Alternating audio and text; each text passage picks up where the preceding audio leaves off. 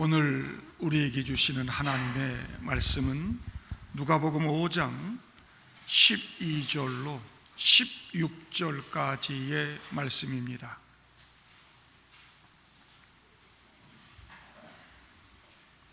누가복음 5장 12절부터 16절까지입니다.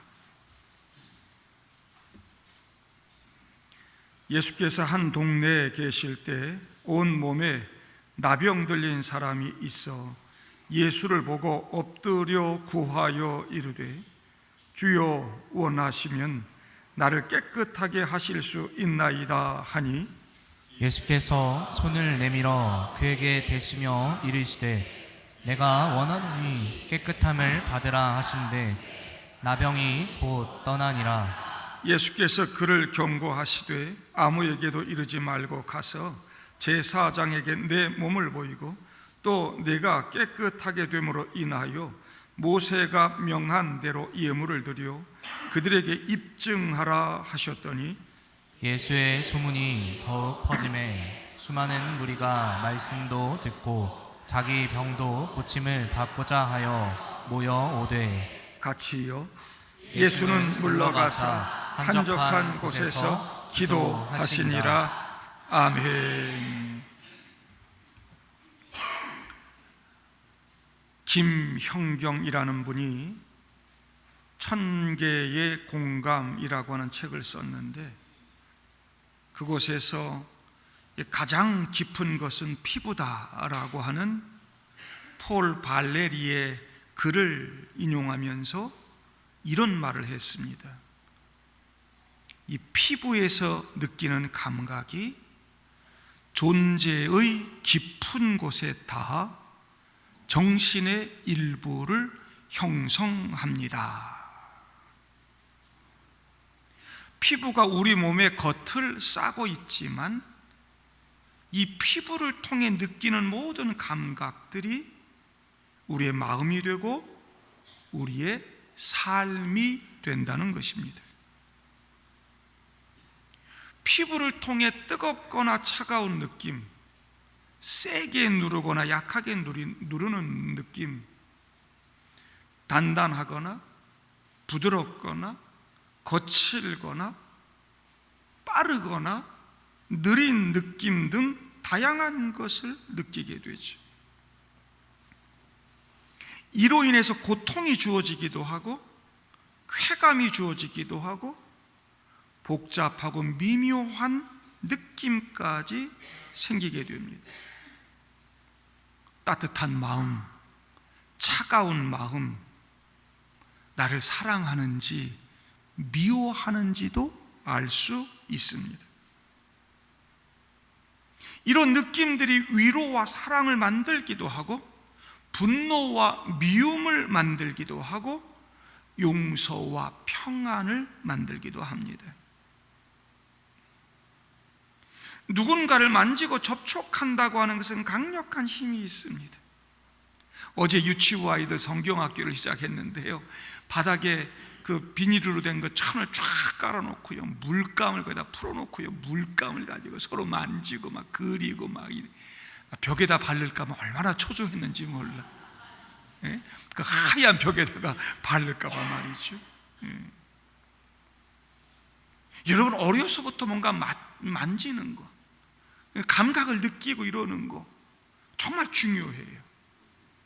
따뜻하게 안아주고 만져주는 거 중요해요. 그것에 따라서 IQ, EQ 큰 차이가 납니다.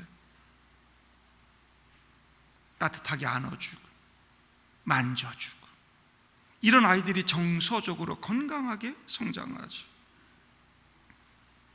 미국의 한 대학에서는 400명의 사람들을 감기 바이러스에 노출시키고 안아주는 이 포옹의 효과를 연구했습니다. 그 결과 포옹을 받은 사람들이 감기에 훨씬 덜 걸리고 감기를 걸렸다 하더라도 증세가 약하게 지나가더라, 이런 것을 발견했다고 그래요. 만지는 거, 터치하는 거 강력한 힘이 있습니다. 머리 쓰다듬어주고 등도 두드려주고 악수도 하고 안아주고, 그러면 사람을 평안하게 하고 든든하게 하고 행복하게 하는 힘이 있습니다. 그런데 오늘 본문에는 그 누구도 만져주지 않는 사람, 그 누구도 만질 수 없는 사람의 이야기가 나옵니다. 아무도 만지거나 접촉하지 않는 사람. 12절, 온몸에 나병이 들린 사람. 나병은 예전에 우리가 문둥병이라고 불렀습니다. 말초신경이 상해서 말이죠, 이 피부에 막 상처가 생기고 궤양이 생기고 결국 썩고요, 손가락 발가락 막 다 뭉개지고 입이나 코 이런 것도 다 떨어져 나가고 막 그럽니다. 피부는 비늘처럼 되고 눈썹 다 빠지고, 만져도 만지는 느낌조차 느끼지 못하는 사람들, 고통스러운 병이지. 성경에 나오는 나병은 그 범위가 좀 넓어서요, 우리가 한센병, 나병이라고 부르는 병뿐만이 아니라 악성 피부병, 감염성 피부질환, 이거 다 포함합니다.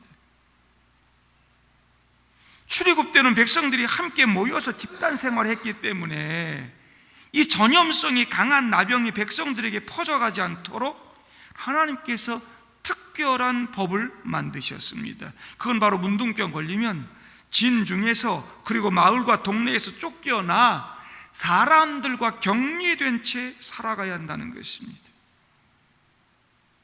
당시에 이 나병이라고 하는 것은 치료가 거의 어려웠기 때문에 대부분 그렇게 격리돼서 그렇게 혼자 비참하게 살다가 외롭고 쓸쓸하게 생을 마감해야만 했습니다.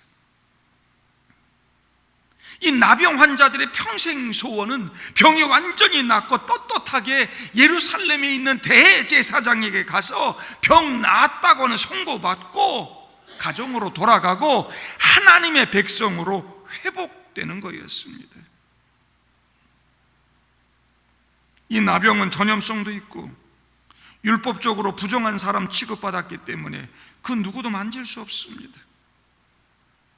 환자를 만지면 똑같이 부정한 사람으로 간주되기 때문에 가족이라고 해도 나병 환자 만질 수 없습니다. 이처럼 나병은 육체적으로, 정신적으로, 영적으로 한 사람을 공동체에서 완전히 분리시켜 버립니다. 유대 종교 사회에서 나병 환자는 영적으로, 율법적으로 저주받은 자, 죽은 자의 상징이었습니다. 그런데 오늘 본문 12절에 전직 의사였던 누가가 이 환자를 온몸에 나병 들린 사람이라, 그 환자의 상태를 자세히 기록하고 있습니다. 다른 데는 안 그럽니다. 누가가 의사니까 이렇게 때로는 병세도 기록하고 그 병의 상황이 어떤지도 기록하고, 누가가 그러죠. 의사니까. 온몸에 나병이 걸렸다. 중한 상태라는 것입니다. 심각하다는 것입니다. 이 정도면 치료할 방법이 없다는 것입니다. 그렇게 비참하게 살다가 죽을 수밖에 없는 사람이라는 것입니다. 그는 절대로 동네 사람들이 모인 곳으로 들어올 수 없는 사람이었습니다. 그런데 예수님이 가버나움을 떠나 한 동네에 있을 때 이 나병 환자가 예수님 앞에 나왔다. 이건 정말 놀라운 일입니다. 예수 앞에 나와서 예수를 보고 엎드려 구하여, 예수님이 귀신을 쫓아내고 병자들 고친 이야기를 들었을 것입니다. 그들 한 사람 한 사람을 소중히 여기고 사랑하시고 고치셨다는 이야기 들었을 것입니다. 어떤 병이든 무슨 병자든 외면하지 않고 그들을 사랑으로 고치시고 함께 하셨다는 소문 들었을 것입니다. 귀신 들린 사람이라고 꺼려하지 않고 그 사람을 다른 사람들과 똑같이 대해 주시고 귀신 쫓아주면서도 아무것도 묻지 않고 아무것도 요구하지 않았습니다. 그 사람을 고쳐주시고 그 사람과 함께 있었습니다. 해질 무렵에 사람들이 온갖 병자들 데리고 예수님께 나왔는데 예수님께서는 더럽다 하지 않으셨고 부정하다 하지 않으셨고 불의하다 하지 않으셨고 이제 피곤합니다, 힘들어요, 가라 그러지도 않으셨고 한 사람 한 사람 그 위에 손을 얹어서 고쳐주셨다고 하는 예수님의 이야기 들었을 것입니다. 그동안 유대교회에서는 상상도 못했던 일입니다. 실제로 단 한 번도 들어보지 못한 일입니다. 유대교 지도자들 누구도 시도하지도 않았고 누구도 경험해보지 못했던 일. 예수님 등장하기 전에도 백성들 가운데 수많은 병자들이 있었습니다. 그러나 유대 지도자들, 종교 지도자들 누구도 병자를 찾아오지 않았고 귀신이나 열병 꾸짖지 않았고 병자들 위에 손을 얹지도 않았습니다. 병자들 역시 성전에 찾아가 회당에 찾아가 제사장이나 율법사들에게 고쳐달라고 간구하지도 않았습니다. 이들에게 별 기대도 하지 않았습니다. 당연히 귀신에게서 노임받은 사람, 병을 고침받은 사람도 없었습니다. 유대교에 그들이 섬기는 하나님이 계셨고 하나님의 준엄하신 율법이 있었고 율법을 가르치는 사람, 지키는 사람도 있었고 매년, 매월, 매주, 매일 제사와 절기들이 있었고 금식하고 기도하는 바리새인들이 있었지만 그들에게는 더럽고 부정하다고 하는 멸시와 불의하다고 하는 정죄만 있었을 뿐 그곳에 은혜와 긍휼과 자비는 없었습니다. 그런데 이 나병 환자가 예수님의 소문을 들은 거죠. 그래서 내가 마을로 들어가 그 예수님 만나야 되겠다 결심합니다. 다른 사람들 마주치고 겪어야 할 그 경멸과 수치심 따위는 신경 쓰지 않기로 합니다. 마침내 예수님 앞에 나와서 그 예수를 보고 엎드려 간구합니다. 주여, 원하시면 나를 깨끗하게 하실 수 있습니다.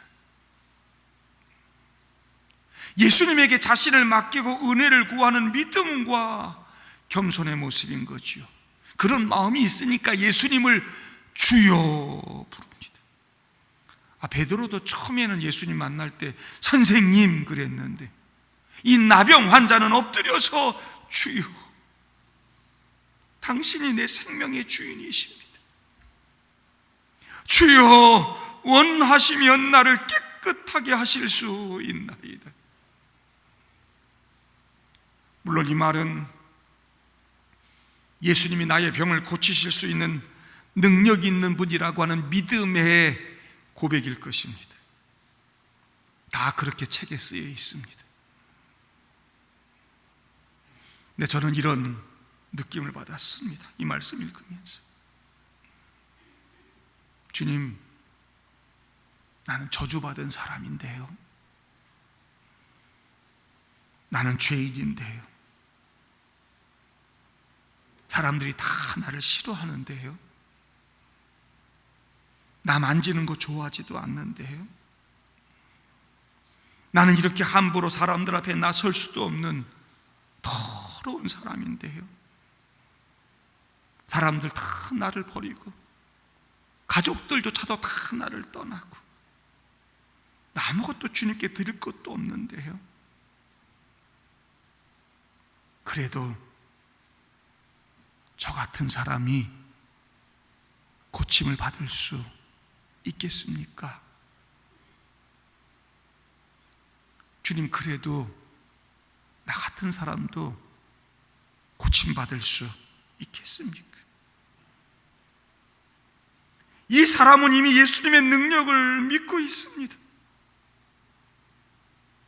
주여 원하시면, 이게 무슨 뜻일까? 주여 원하시면 나 같은 사람도 주님의 사랑을 받을 수 있겠습니까? 예수님 말씀하시죠. 내가 원하노니 깨끗함을 받으라. 내가 원하노니. 그럼 당근이지, 물론이지. 그래 고치십니다. 주님은 그래 알았다, 내 고쳐는 줄 테니 가까이 오지 말고 조금 떨어져 있어라 그러면서 그냥 말로만 깨끗함 받으라 그러지 않으셨습니다.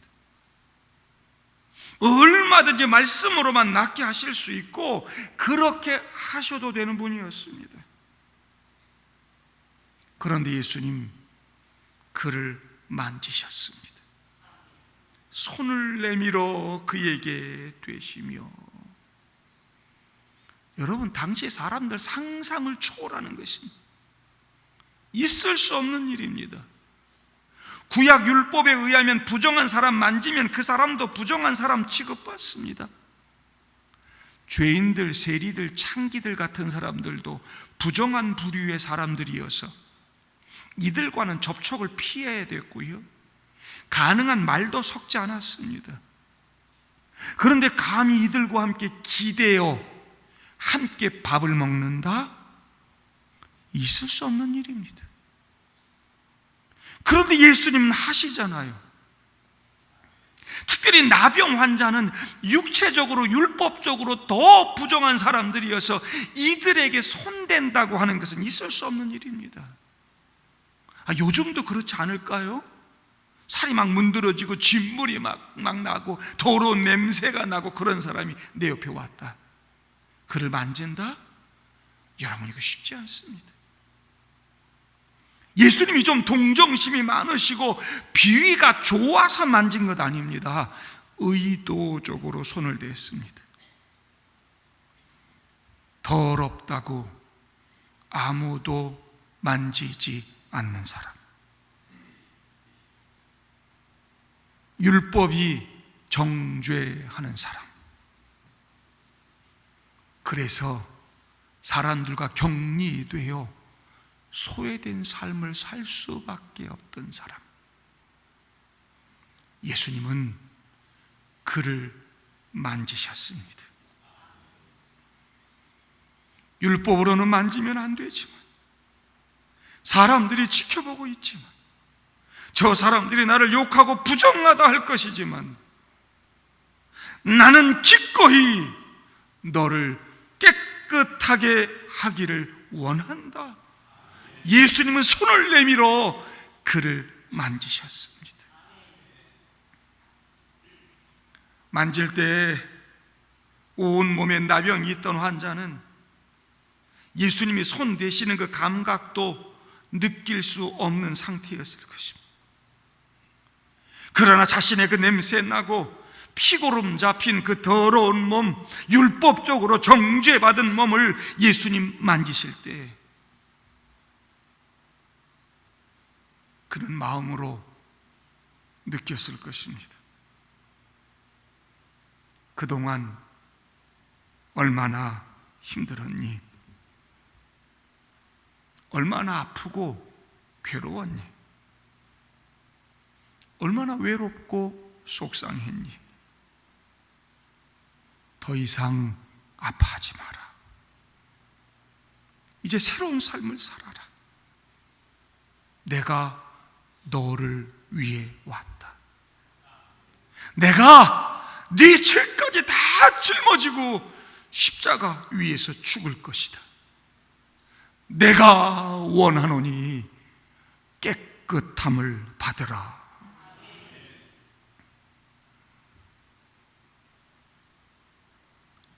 나병이 낫지 않았다 해도, 나병이 낫지 않는다 해도 그 순간이 나병 환자 얼마나 행복했을까요?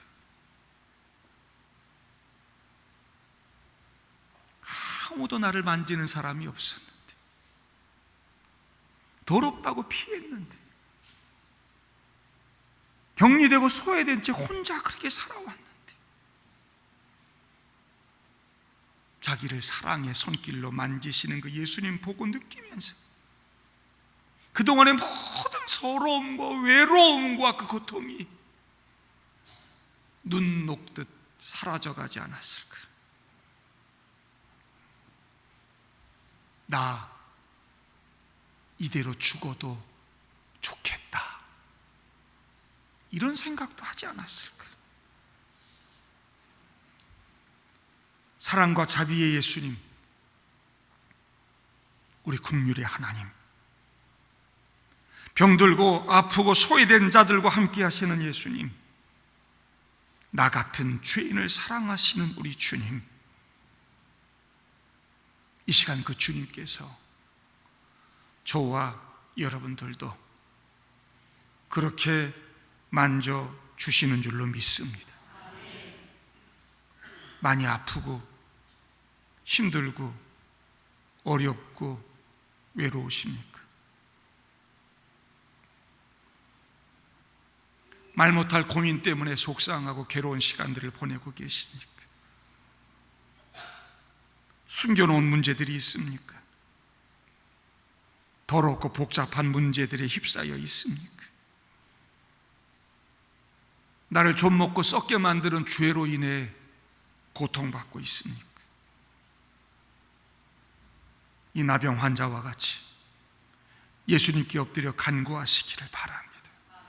주여, 원하시면 나를 깨끗게 하실 수 있나이다. 주님께서 뭐라 그러실까요? 저와 여러분들 향해서도 물론이지, 네가 어떤 사람이든 무슨 일을 하든 무슨 죄가 있든 no problem. 왜? 내가 너를 위해 죽을 거거든. 너의 문제, 네 죄 다 끌어안고 십자가 위에서 너 대신 죽을 거거든. 너 나 대신 살아라.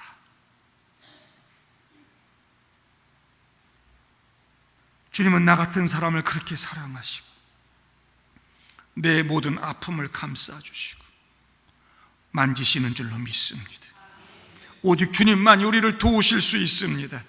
이 고난의 시간에 주님께로 향하는 것, 그것이 정답이라는 거 잊지 마십시오. 고난의 시간이 너무 길다고 낙심하거나 괴로워하거나 그러지 마십시오. 그때 주님께로 나아가시는 여러분 되기를 바랍니다. 우리 인생의 정답이신 예수님께 나아가 그분을 만나고 새로운 삶을 사는 여러분들 될 수 있기를 주님의 이름으로 축복합니다. 주님께서 깨끗함을 받으라 하신데 나병이 곧 떠나가니라. 할렐루야. 그를 감싸고 그를 옥죄고 있던 그 나병이 떠나가니라.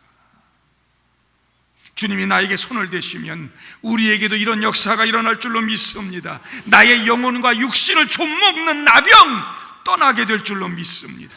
여러분들의 괴로운 모든 문제들, 여러분 고통의 문제들 떠나갈 줄로 믿습니다. 주님, 고난이 너무 어려워요. 너무 힘들어요. 이 어려움들이 너무 길었어요. 너무 괴로워요. 여러분, 평생 걸리지 않을 것입니다. 예수님 우리 모든 형편을 아시고 우리를 사랑하고 계시고 우리의 창조자 되시고 구원자 되시고 우리의 생명의 주인님 되시는 줄로 믿습니다. 그분의 우리의 목자가 되셔서 우리를 생명의 길로, 복된 길로, 풍요로운 삶으로 인도해 주실 줄로 믿습니다. 14절에 예수님께서 그 병 나은 나병 환자에게 너 가서 제사장에게 내 몸을 보이고 내가 깨끗하게 됨으로 인하여 모세가 명한 대로 예물을 드려 그들에게 입증하라 그럽니다. 이게 집으로 돌아가는 절차였습니다. 이 나병 환자가 가장 하고 싶었던 일이었습니다. 아니 무슨 제사장한테 가서 뭐 예물 드리고 뭐 입증하고, 여러분 나병 환자가 꿈꾸던 일이라니까요. 나 언제 나서 제사장한테 가서 내 몸 보이고 나았다는 선고를 받을까? 그게 꿈꾸던 거였어요. 제사장 앞에 가서 당당하게 입증받고 가족의 품으로 돌아가는 게 평생 소원이었어요. 그래가지고 기쁨으로 달려가는 것이죠. 피부에서 막 비늘이 떨어져 나가고 다시 매끈해지고 깨끗해졌을 것입니다. 그의 상처들이 사라지고 그의 몸이나 이 숨결에서 더 이상 악취가 나오지 않습니다. 그의 눈썹, 속눈썹 다시 자랍니다. 머리카락이 올바른 색깔로 회복이 되었습니다. 손가락, 발가락이 다 회복이 되고 무감각했던 거, 막 아팠던 거 더 이상 느껴지지 않습니다. 그의 얼굴도 자연스러운 모습을 되찾았습니다. 그의 슬픔이 기쁨으로 바뀌었습니다. 그의 격리와 외로움이 공동체로의, 가족으로의 복귀와 교제로 바뀌었습니다. 얼마나 좋았을까?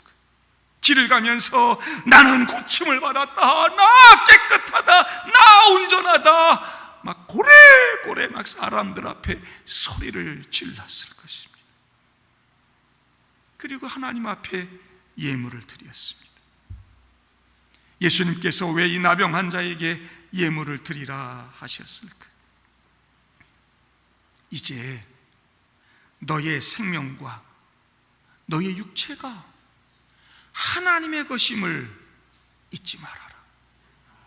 넌 이제 새로운 생명이야. 너 이제 새로운 사람이야. 회복을 주시는 하나님께 감사하며 살아라. 하나님 영광 돌리며 살아라.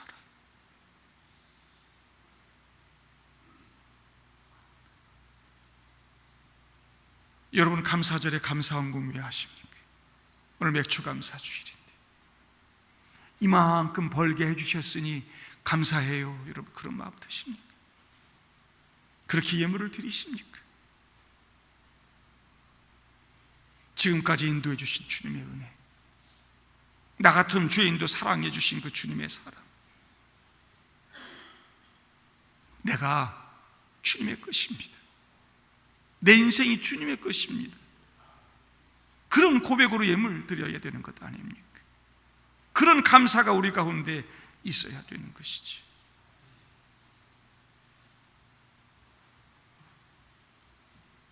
내 몸과 내 삶이 주님의 것입니다 고백하고 늘 주님께 예배하고 영광 돌리는 믿음의 사람들 되기를 바랍니다. 이 나병 환자가 나은 이런 모든 모습들, 예수님의 소문을 듣고 수많은 사람들이 몰려왔습니다. 복음서를 보면 이런 일들이 자주 일어나는데요, 오늘 이렇게 몰려든 무리들은 그래도 올바른 동기를 가지고 예수님께 모여왔습니다. 15절 보시면 예수의 소문이 더욱 퍼짐에 수많은 무리가 말씀도 듣고 자기 병도 고침을 받고자 하여 모여오되 그랬습니다. 말씀도 듣고 자기 병도 고침을 받고자. 몰려든 사람들의 우선순위가 말씀에 있었다는 거예요. 예수에게 있었다는 거예요. 은혜 받는 데 있었다는 거예요.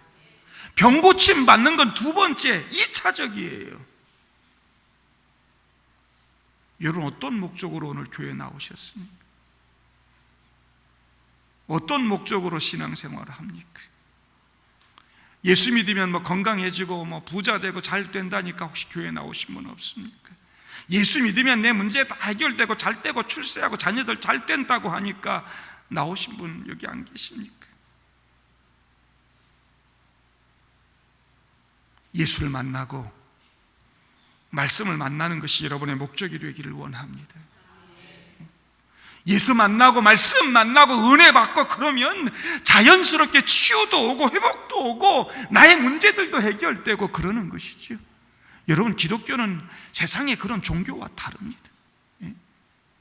인격적인 종교, 주님과 만나는 종교, 예수 만나는 종교, 말씀 만나는 종교, 이게 기독교입니다. 이것이 먼저가 되지 않으면 다른 거 다 가짜인 것입니다. 말씀 들으러 교회 나오는 여러분 되기를 바랍니다. 은혜 받으러 교회 나오는 여러분들, 예수 만나러 교회 나오는 여러분들 되기를 바랍니다. 주님께서 여러분 삶도 책임져 주실 줄로 믿습니다.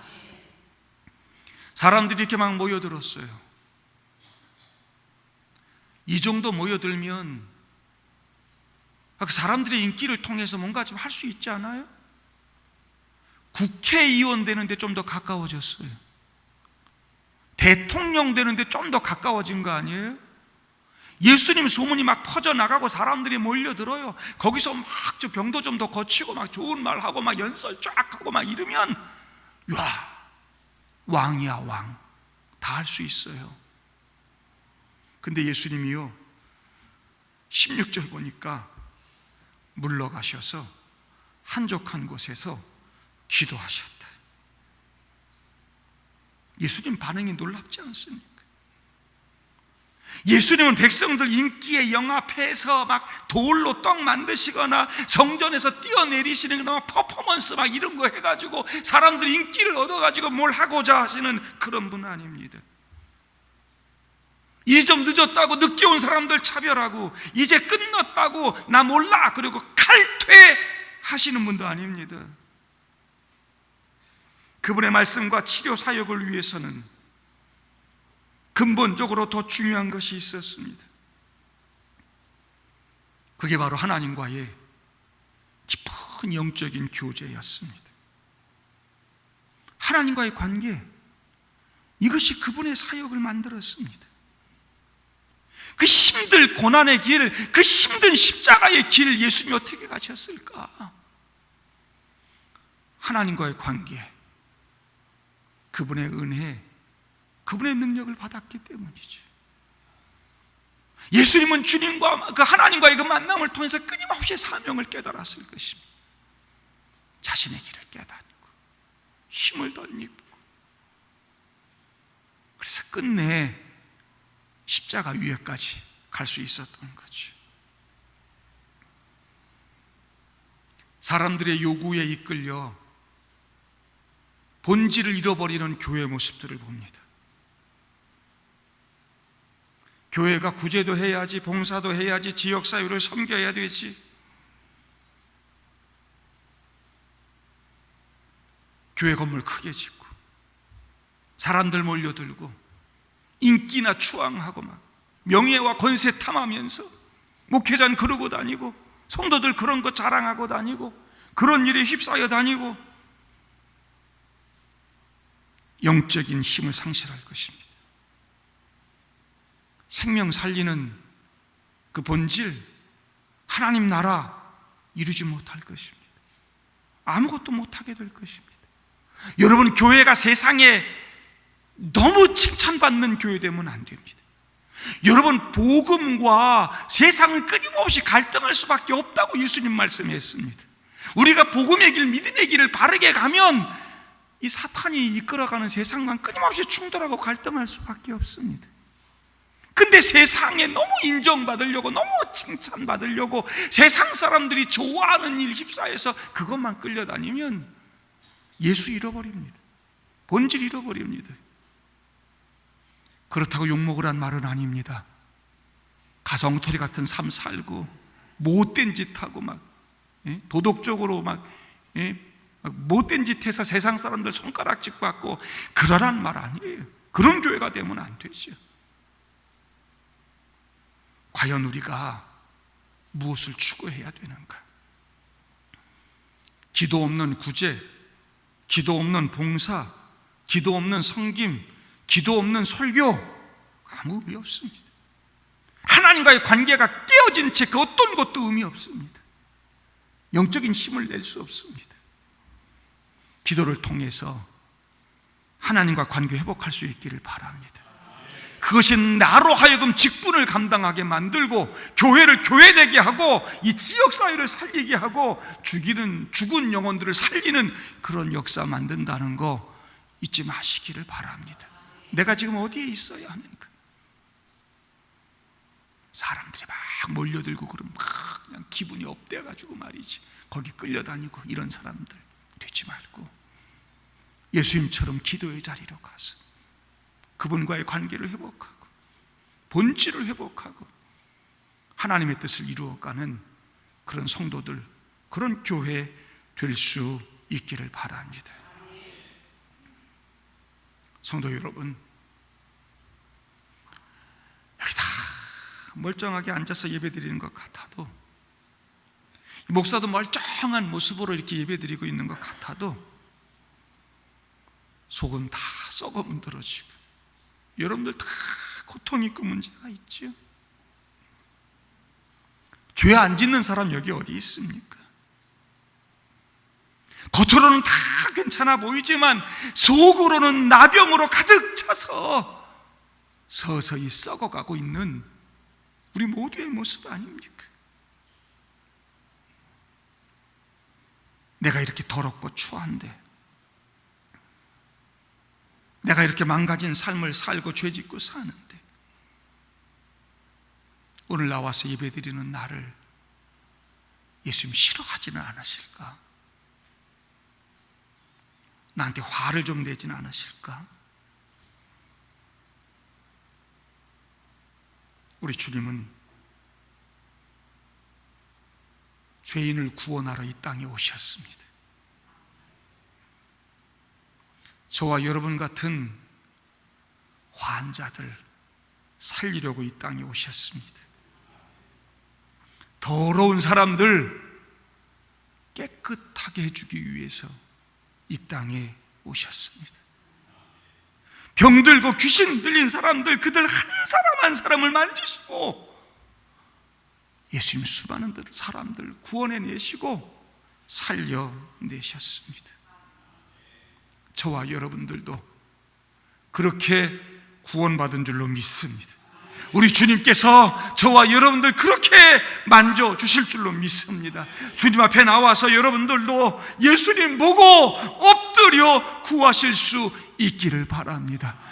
주님, 나 같은 죄인도 가능할까요? 이렇게 더럽고 문제 많은 전대요, 나 같은 사람도 될까요? 이렇게 병이 중한데 어제 병원 갔더니 의사가 암이랍디다. 이런 질병도 될까요?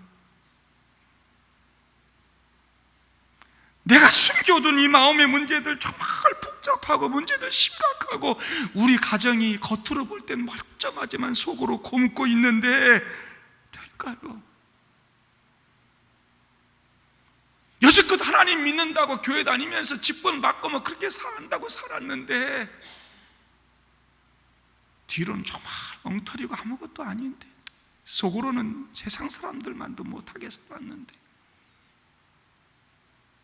그래도 될까요? 이 감사주일에 감사한 마음도 별로 안 들고 감사할 것도 뭐 드릴 것도 없는데 지금 그래도 될까요? 성도 여러분, 주님 뭐라 그러실까요? 주님께서 기꺼이 해주실까요? 어떻게 하실까요? 이 시간 우리 주님께서 여러분들을 만지시면서 물론이지, 걱정하지 마, 잘 될 거야, 이렇게 말씀해 주실 줄로 믿습니다. 여러분들 치유하시고 고쳐 주실 줄로 믿습니다. 주님께서 그렇게 내게 손을 대시면 내가 치유받고 회복이 되어 새로운 삶을 살고 하나님 영광 위에 사는 멋진 인생 될 줄로 믿습니다.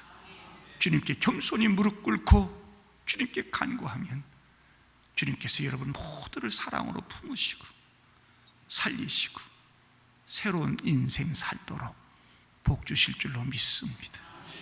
그 예수님과 함께 멋진 인생 살아가시는 저와 여러분들 되기를 주님의 이름으로 축복합니다.